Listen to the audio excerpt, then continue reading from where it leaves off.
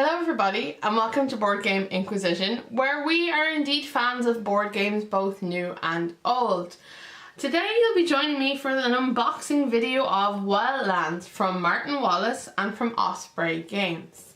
And from what I know about this game, I've heard it's kind of fun and light, and I'm really looking forward to seeing what's actually in the box. So let's start with the cover. It's a very dynamic cover, isn't it? It's got all sorts of cool things going on. There are animals, there are people with lightning, there are like C-3POs and whatnot. It looks really entertaining. The box itself is made of, oh, it's very nice actually. It's kind of this nice, not quite textured, but kind of waxy material. It's good stuff. And also I quite like the colour of it actually. It's a dark colour, so that's, ugh. Is it heavy? Yeah, it's quite heavy. Let's get the lid off. Okay, so the first thing we see inside is, assumably, the rulebook. So very simply, entitled Wildlands. Doesn't look too thick, that's a good sign. Oh, the paper is lovely. It is lovely and thin and textured. Generally not thin, thick and textured. So it's going to tell us a little story, a little introduction, all of our components. I like that there is a contents page. I'm always a huge fan of those. Then, oh, there's a quick play rules. Waha!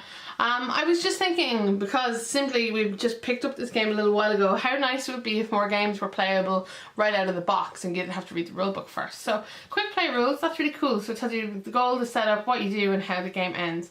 This is the kind of thing that rulebooks, for me, you know, should all be about. This is what I dream of when it comes to a good rulebook. So then it explains more things about the different people. Everybody wants something, okay. So then it breaks down the card types and how they work, like that. Map breakdown. I like that these are breakdowns as opposed to explanations. You know, breakdown means let us take it into its smaller components to understand it that way, as opposed to being an overview of everything. Then there's some common concepts that you got to get used of when you're playing the game. That's fine. Things like line of sight, which are unique to rule-wise to a variety of games. And then the section for actually playing the game itself. Very, very cool. I love the artwork actually. Isn't the artwork beautiful? Actually, it gets better on this page. I'm a big old fan of witches. Look at that. She looks fabulous. I really hope there's a witch in the game. I would totally play a witch. So it's card play, ending turn, ending the game. Lovely. So, default actions. And it tells you, of course, that there is a video which you can watch to learn how to play the game. So all the type of things you can do. Very cool. And then flag actions. So obviously there are flag actions that are usually connected to a character icon.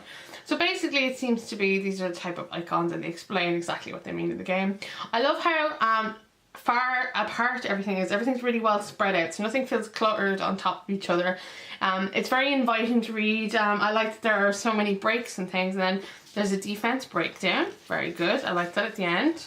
And the back page of the rulebook, well, I'm not quite there yet. So we got wild actions. So these are obviously special things you get to do, and it explains those in more detail. And then there's a blank back page with a beautiful illustration, kind of an owl. An owl man, owl thing, owl in many capes. So as for me, I'm always interested to see what the back of the rulebook presents me with, and today I get, oh yes, I get treated very specially. So we have a reminder of what the flag actions are and the defense breakdown. It looks like a fairly easily understandable rulebook, you know, something that shouldn't take you too long to get through before you could get playing the game. So I really like that, it's very good. Okay, what's this? Oh, there's an ad. That's been a while since I've seen an ad. An ad for the Wildlands expansion, The Unquiet Dead. Ooh. I wonder when this is out. Oh, and then Frostgrave. So it's been a while. Ads? Do people still put ads in their board games? Clearly they do. Would it work? Do you think you'd buy something based off of the ad you saw inside? I don't know. I know nothing about this game yet, so I don't know if I'd buy the expansion. Okay, first things first. This looks like the game board. Ooh. Okay. It is not too thick to be opening up, as you guys hopefully can see there. Let's see if I can open it, more importantly. Myself and these game boards, we have our issues. And what do we get? Okay, so I assume the numbers should be the right way around. Okay, so this is quite a big board. Actually, it's actually not that big. My camera just can't take in, you know, all that space. It's roughly double the box on each end. So that's a good size. Everything is numbered. that's interesting. So obviously this is how we're going to get like around places. It's beautifully illustrated. I like the different types of rooms. There's like a well, there's a place in a cavern with webs, and there's crystals over here. Hang on, I'll move it down so you guys can see the bottom half of it. This looks suspiciously like some sort of potion, and there's a room. So yeah, it looks really, really interesting. Now of course my question is there anything on the other side of the board? Trying to do this as elegantly as possible. Oh, that's cool. Okay, so now there's an outside map. So you can see the top here, all kind of ruins and stuff, and then down here, like burnt out buildings and things. I love that. I think that is such a great feature in any game to make use of your game board like that, to give more options to your players. Really like it. Okay, and the game board itself is made of something all sorts of fantastical loveliness. It's not like a rough tactile, it's a very smooth one. It's the kind of one you could wipe clean. That's how I refer to it anyway. And I really, really like it. So, how easily can I fold it up? Much more easily than I set it up. Okay, and what's in the box? Oh my god! There's minis in this. I didn't realise there were actually minis in the game. That's hilarious. Okay, I don't own a lot of games with minis, so this is why this is kind of special. Okay, so first things first, they have lids. Whoop. Okay. So there seems to be like two, I don't know if we're two factions or we're one group or just this is the selection of minis. So have a look at what we got. So I'll bring them up to you guys. You see this is kind of like a C-3PO kind of character / Iron Man with a bow. Yeah, he's pretty cool looking. What else we got? I'll list them all up so you can see everything. You may as well look. These feel lovely, by the way. They feel almost like they are, whoop, there we go, like made of resin or something. They're really kind of soft to the touch. They feel like you could reshape them, but they're not like that at all. So what's this guy? This guy is definitely some sort of gnomish engineer of sorts. He's got goggles on. He must be clearly a tinkerer. Okay, so here we have our, what looks like very much like, not quite a dwarf, but a short person with a spanner. Yeah, very cool. Who's this one? Ooh, this is like a little girl with a boomstick. I'm really bad at getting this into the square in the photo where it's supposed to like scale. There we go. Girl with a boomstick. We've got this cool looking crystal thing. Ooh, it's very shiny. It's lovely and soft actually too. It's not sharp. Very cool. I wonder what that's for. I also see there's gaps here too. I wonder is that to do with expansions or other things. So what do we got next? Oh, he looks quite cool. So kind of horned ear guy with sword. Get in this. Oh my god. I'm so bad at this, right? There's a little square on my screen where it focuses, and all I have to do is put my hand in the middle of it and I can't figure it out. We got a very cool looking minotaur. There we go. I like that there seems to be plenty of lady characters to choose from. Here's another one. Notice how she's like wearing her clothes and still looking badass. Who knew, right? Who knew women were capable of such things? Okay, this is like, I wish I was Mr. Van Helsing meets the Tin Man. Very, very cool. And then the last one we've got, I love what they're made of. I could just touch these all day. I don't know, this person looks like she's going to throw a sling at you. She definitely looks angry, or they look angry. I can't tell if it's a lady or a man, but it's all good. Okay, so now we have Wildlands cards. So there's an automate deck. Actually, how many players can play this? That's a good question, because I didn't see it on the outside of the box. Which is usually where I trust myself with this information. Because usually when I hear the word automate, right, you think maybe it's a solo game. How many players do you play, Mr. Wildlands? Rulebook. Be the goals. Oh my god, come on, tell me how many people can play this. The first player, be the first to 5 points. Choose a side, each player. Draw 7 of it. Okay, I'm seeing nowhere about the number of players. 4 factions, 4 colours. Sounds like 4, but I don't know if you can play this solo. I've no idea. I'll open up the automata anyway, or the automate. Maybe this is just automate in terms of the board, and oh lord, I'm bad at these sticky things. As you can see, it seems like there's going to be particular actions that are going to take place. We can do it. There we go. We kind of did it. We winged it a bit. I have my trusty scissors standing by. I gave up on doing these videos with my bare fingers because it was just never worth my while. Okay, so, and that's some extremely, okay. So automate cards. So on the back, this is a different card altogether. There's like a chart for basically kind of how much damage I assume each thing does to each other, and that's a reminder of the attack defend thing.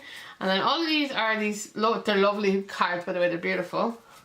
And these are all automate. No, all okay. So these are actually the names of the characters that we just came across, right? And this must be what they can do or what they're able to do, or cards that are just for them, perhaps, or cards that are only for them. That's pretty cool. I really like the art. I didn't think I would, but it's surprisingly nice actually. It's a really nice art style. Okay, so that's that automate section, including one different card. And then we got the other bit, which is this bit. Let's see if I can open this up. This person is called a fan. A fan of what exactly? Maybe nobody knows. I don't want to have to get my scissors. Why are these so difficult? Can anybody explain? It would be great to know. Am I the only one who has problems with these? There we go. Like, what's the point in putting in the little line if it doesn't work? You know, it works better on a packet of biscuits, to be honest. Okay, so now we're getting the bottom part out. There we go. Okay, so as always, there's another one of these reminder cards. These are also all purple on the back, so they must get mixed in. So, a fan, Matilda, these are more of the characters. Oh, so this is their part of the deck. So you get to see what they look like in colour, which is really cool. Yet again, cards are gorgeous, art is lovely. Everything about this game is really nice. It just makes me want to kind of touch it a lot. Now, the big question I've been wondering since I took this lid off, and I'm going to put the plastic bit back on, but I wonder, is there anything like underneath it? Okay, with paper. Oh wow! There was a lot more stuff in this box than I was anticipating, folks. Yeah, so you can see there are more factions, more models, and we got kind of gems and stuff. Come on, out of the corner with you. There we go. So hopefully you guys can see that. It's quite dark because it's quite down a bit. So yeah, we have coloured rings for the bottom of your characters for each colour. I'd like to point out that there is no red in this box. There is orange. A bit disappointed for that. We have an entire bag of very Terraforming Mars style red cubes. And then we have like some nice gems. I'm going to open up the gems because these look specifically like Sentry Golem type gems. Because these are great. Let's see. Oh, they're really nice actually. They're really nice. They're super pretty. So obviously, you know, each faction is going to be using these. Let's very quickly run through the characters. There's that witch I was talking about. She lives. Did it focus in? Please. There we go. So yeah, we get a witch with an actual broomstick as opposed to a broomstick. And I like that these are all named and stuff. We got like Friar Tuck. Very cool. Ooh, this guy has the most impressive cape ever. Oh, it's the owl cape thing. Can you guys? There we go. Getting better at this as we go along. He looks. These models are incredible. I don't know who made them, how they made them, but they are marvelous. This is definitely some sort of old crone. She looks super happy to be in this game. Ooh, ooh, ooh. If this isn't a paladin, then I don't know what is. He is huge compared to everybody else. He's super duper chunkies. Look at that, master of chunk. Okay, then we'll go this side this time. This looks like some sort of angry feral thing. Very cool though. I like the fact that they're already kind of dry washed. So they, not dry washed, inked. That's the word I wanted. So you can see all their shadows and things like that. The chick looks cool with her two swords. Oh, this guy actually has a fist weapon. That's pretty rare to see. You know, normally, you know, people fight with their fists, but not necessarily with a weapon on their fists. Here's another person. Who have we got? Lady with an axe. Someone you don't want to cross. Most of these people look like you don't want to cross them, actually. They look pretty vicious. And then, last but not least, man with sword and shield. The original warrior tank. Okay, so we'll very quickly blast through these as well, because we're pretty certain by now what's actually in each of these.